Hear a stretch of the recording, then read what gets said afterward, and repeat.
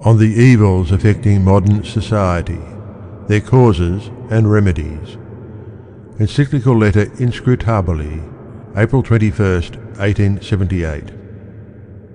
When, by God's unsearchable design, we, though all unworthy, were raised to the height of apostolic dignity,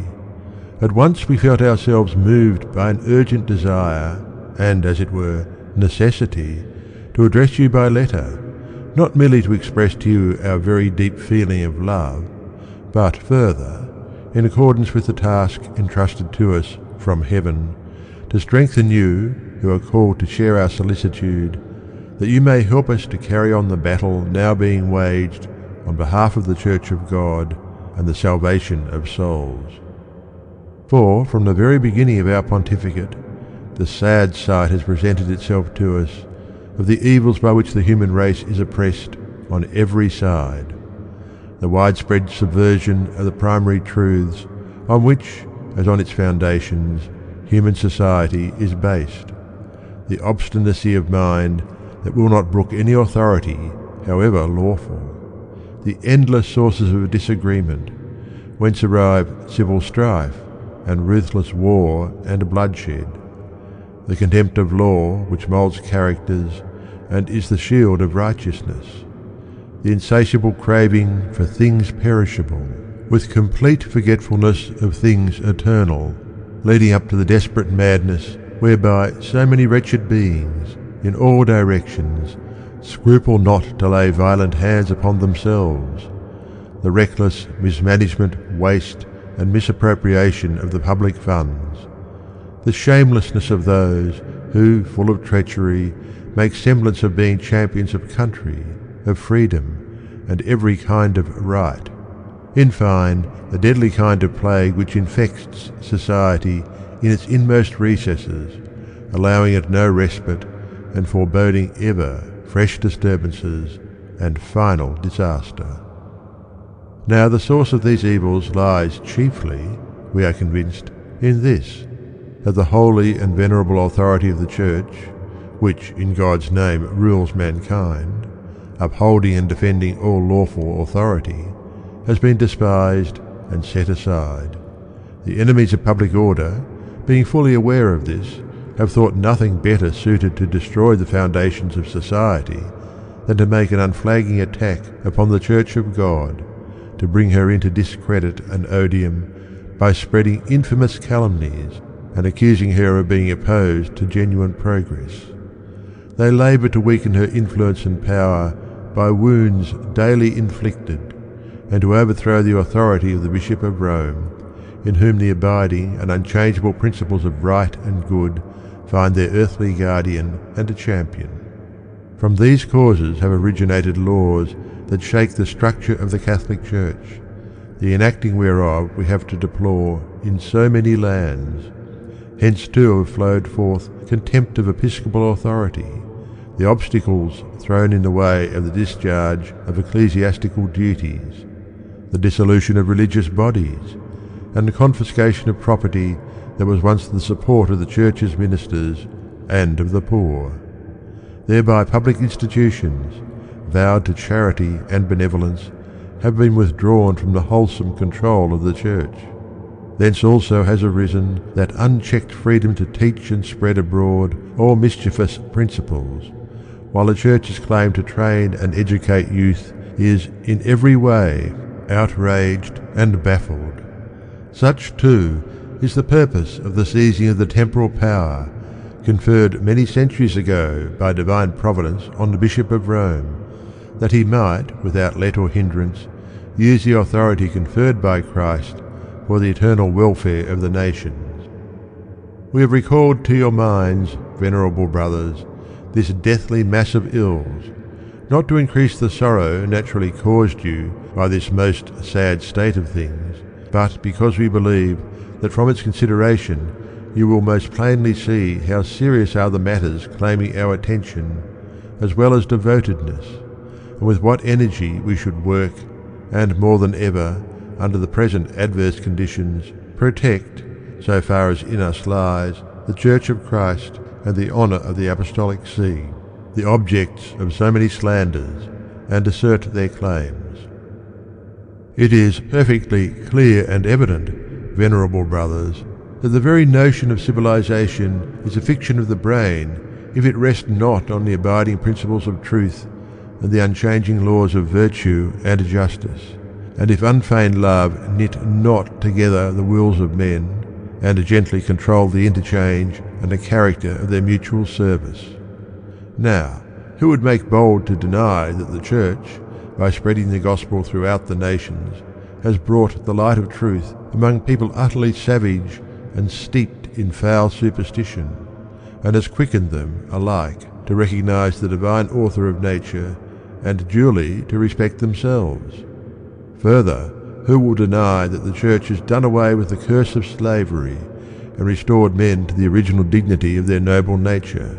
and, by uplifting the standard of redemption in all quarters of the globe, by introducing or shielding under her protection the sciences and arts, by founding and taking into her keeping excellent charitable institutions which provide relief for ills of every kind, has throughout the world, in private or in public life, civilized the human race, freed it from degradation, and, with all care, trained it to a way of living such as befits the dignity and the hopes of man. And if any one of sound mind compare the age in which we live, so hostile to religion and to the Church of Christ, with those happy times when the Church was revered as mother by the nations, beyond all question he will see that our epoch is rushing wildly along the straight road to destruction, while in those times which most abounded in excellent institutions, peaceful life, wealth and prosperity, the people showed themselves most obedient to the Church's rule and laws. Therefore, if the many blessings we have mentioned, due to the agency and saving help of the Church, are the true and worthy outcome of civilization, the Church of Christ, far from being alien to or neglectful of progress, has a just claim to all men's praise as its nurse, its mistress, and its mother. Furthermore, that kind of civilization which conflicts with the doctrines and laws of Holy Church is nothing but a worthless imitation and a meaningless name. Of this, those peoples on whom the gospel light has never shone afford ample proof, since in their mode of life a shadowy semblance only of civilization is discoverable, while its true and solid blessings have never been possessed. Undoubtedly, that cannot by any means be accounted the perfection of civilized life which sets all legitimate authority boldly at defiance, nor can that be regarded as liberty which, shamefully and by the vilest means, spreading false principles and freely indulging the sensual gratification of lustful desires, claims impunity for all crime and misdemeanour, and thwarts the goodly influence of the worthiest citizens of whatsoever class. Delusive, perverse, and misleading as are these principles, they cannot possibly have any inherent power to perfect the human race and fill it with blessing, for sin maketh nations miserable. Proverbs chapter 14, verse 34. Such principles, as a matter of course, must hurry nations, corrupted in mind and heart, into every kind of infamy, weaken all right order, and thus, sooner or later, bring the standing and peace of the state to the very brink of ruin. Again, if we consider the achievements of the See of Rome, what can be more wicked than to deny how much and how well the Roman bishops have served civilized society at large? For our predecessors, to provide for the people's good, encountered struggles of every kind, endured to the utmost burdensome toils, and never hesitated to expose themselves to most dangerous trials. With eyes fixed on heaven, they neither bowed down their heads before the threats of the wicked, nor allowed themselves to be led by flattery or bribes into unworthy compliance. This apostolic chair it was that gathered and held together the crumbling remains of the old order of things. This was the kindly light by whose help the culture of Christian times shone far and wide. This was an anchor of safety in the fierce storms by which the human race has been convulsed. This was the sacred bond of union that linked together nations distant in region and differing in character. In short, this was a common centre from which was sought instruction in faith and religion, no less than guidance and advice for the maintenance of peace and the functions of practical life. In very truth, it is the glory of the Supreme Pontiffs that they steadfastly set themselves up as a wall and a bulwark to save human society from falling back into its former superstition and barbarism. Would that this healing authority had never been slighted or set aside! Assuredly neither would the civil power have lost that venerable and sacred glory, the lustrous gift of religion, which alone renders the state of subjection noble and worthy of man. Nor would so many revolutions and wars have been fomented to ravage the world with desolation and bloodshed. Nor would kingdoms, once so flourishing, but now fallen from the height of prosperity, lie crushed beneath the weight of every kind of calamity. Of this the peoples of the East also furnish an example, who, by breaking the most sweet yoke that bound them to this apostolic see, forfeited the splendour of their former greatness, their renown in science and art, and the dignity of their sway. Of all these remarkable benefits, however, which illustrious monuments of all ages prove to have flowed upon every quarter of the world from the apostolic see, this land of Italy has had the most abounding experience, for it has derived advantages from the See of Rome proportionate to the greater nearness of its natural situation. Unquestionably, to the Roman pontiffs it is that Italy must own herself indebted for the substantial glory and majesty by which she has been preeminent amongst nations.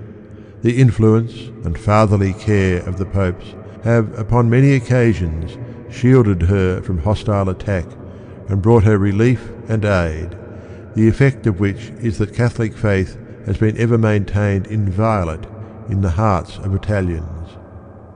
These services of our predecessors, to omit mention of many others, have been witnessed to in a special manner by the records of the times of St. Leo the Great, Alexander III, Innocent III, St. Pius V, Leo X, and other pontiffs, by whose exertions or protection Italy has escaped unscathed from the utter destruction threatened by barbarians, has kept unimpaired her old faith, and amid the darkness and defilement of a ruder age has cultivated and preserved in vigour the lustre of science and the splendour of art. To this, furthermore, bears witness our own fostering city, the home of the popes, which, under their rule, reaped this special benefit, that it not only was the strong citadel of the faith, but also became the refuge of the liberal arts and the very abode of culture, winning for itself the admiration and respect of the whole world. As these facts, in all their amplitude, have been handed down in historical records for the perpetual remembrance of posterity, it is easy to understand that it is only with hostile design and shameless calumny, meant to mislead men, that anyone can venture in speech and in writing to accuse the Apostolic See of being an obstacle to the civil progress of nations and to the prosperity of Italy. Seeing, therefore, that all the hopes of Italy and of the whole world lie in the power so beneficent to the common good and profit, wherewith the authority of the Apostolic See is endowed, and in the close union which binds all the faithful of Christ to the Roman Pontiff, we recognise that nothing should be nearer our heart than how to preserve safe and sound the dignity of the Roman See, and to strengthen ever more and more the union of members with the head, of the children with their father. Wherefore, that we may above all things, and in every possible way, maintain the rights and freedom of this Holy See, we shall never cease to strive that our authority may meet with due deference, that obstacles may be removed which hamper the free exercise of our ministry, and that we may be restored to that condition of things in which the design of God's wisdom had long ago placed the Roman pontiffs.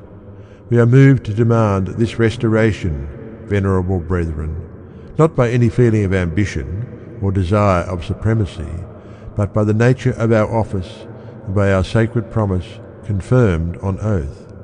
And further, not only because this sovereignty is essential to protect and preserve the full liberty of the spiritual power, but also because it is an ascertained fact that when the temporal sovereignty of the Apostolic See is in question, the cause of the public good and the well-being of all human society in general are also at stake. Hence we cannot omit, in the discharge of our duty, which obliges us to guard the rights of Holy Church, to renew and confirm in every particular, by this our letter, those declarations and protests which Pius IX of sacred memory, our predecessor, on many and repeated occasions published against the seizing of the civil sovereignty and the infringement of rights belonging to the Roman Church. At the same time we address ourselves to princes and chief rulers of the nations, and earnestly beseech them, in the august name of the Most High God, not to refuse the Church's aid, proffered them in a season of such need, but with united and friendly aims to join themselves to her as the source of authority and salvation, and to attach themselves to her more and more in the bonds of hearty love and devotedness. God grant that, seeing the truth of our words, and considering within themselves that the teaching of Christ is, as Augustine used to say, a great blessing to the state if obeyed, Epistola 138 ad Marcellus, number 15, and that their own peace and safety, as well as that of their people, is bound up with the safety of the Church and the reverence due to her, they may give their whole thought and care to mitigating the evils by which the Church and its visible head are harassed, and so it may at last come to pass that the peoples whom they govern may enter on the way of justice and peace, and rejoice in a happy era of prosperity and glory.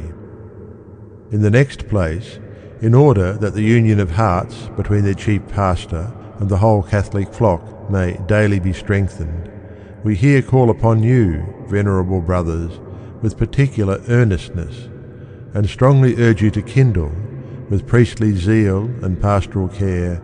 the fire of the love of religion among the faithful entrusted to you, that their attachment to this chair of truth and justice may become closer and firmer, that they may welcome all its teachings with thorough assent of mind and will, wholly rejecting such opinions, even when most widely received, as they know to be contrary to the Church's doctrine. In this matter, the Roman pontiffs, our predecessors, and last of all, Pius IX of sacred memory, especially in the General Council of the Vatican, have not neglected, so often as there was need, to condemn widespreading errors and to smite them with the apostolic condemnation. This they did, keeping before their eyes the words of St. Paul: "Beware lest any man cheat you by philosophy and vain deceit, according to the tradition of men, according to the elements of the world, and not according to Christ." Letter to the Colossians, chapter 2, verse 8.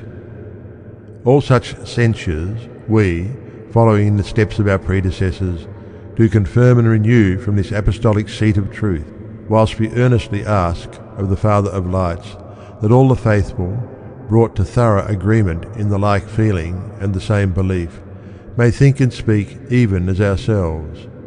It is your duty, venerable brothers, sedulously to strive that the seed of heavenly doctrine be sown broadcast in the field of God, and that the teachings of the Catholic faith may be implanted early in the souls of the faithful, may strike deep root in them, and may be kept free from the ruinous blight of error. The more the enemies of religion exert themselves to offer the uninformed, especially the young, such instruction as darkens the mind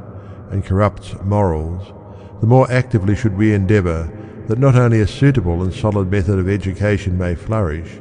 but, above all, that this education be wholly in harmony with the Catholic faith in its literature and system of training, and chiefly in philosophy,